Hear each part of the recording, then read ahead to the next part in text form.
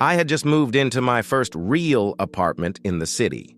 I was obsessed with making it perfect, like something you'd see in a magazine. I spent weeks stressed about finding the right sofa, the perfect rug, the exact shade of paint. But no matter what I bought, the apartment felt cold and empty.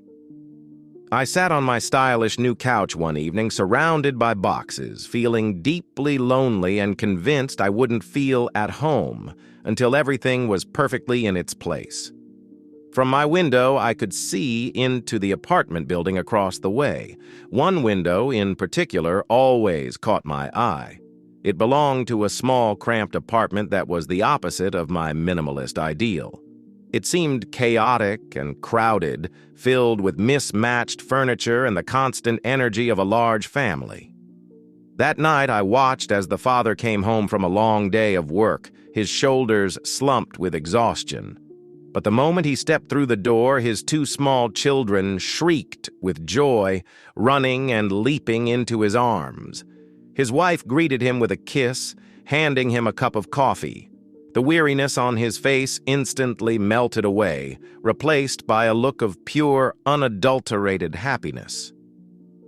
I watched them all squeeze around a tiny dinner table, talking and laughing over each other. Their little apartment wasn't stylish or perfect, but it was overflowing with a light and warmth that my own quiet, curated space desperately lacked. I looked back at my own living room. The perfect rug, the designer lamp, the walls painted a flawless neutral gray. It was a beautiful house, but it wasn't a home. I had been so focused on building the perfect place that I had completely forgotten to build a life inside it. The family across the way didn't have a perfect house, but they had everything that mattered. They had a home.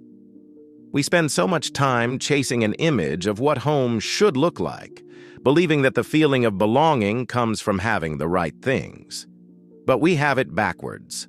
Home is not built with furniture or decorations. It is built with laughter, with forgiveness, with shared meals, and with unconditional love. It is the place where you are most yourself, and that is more than enough. You can live in a palace and feel homeless, or you can live in a tiny crowded room that feels like the safest, warmest place in the entire world.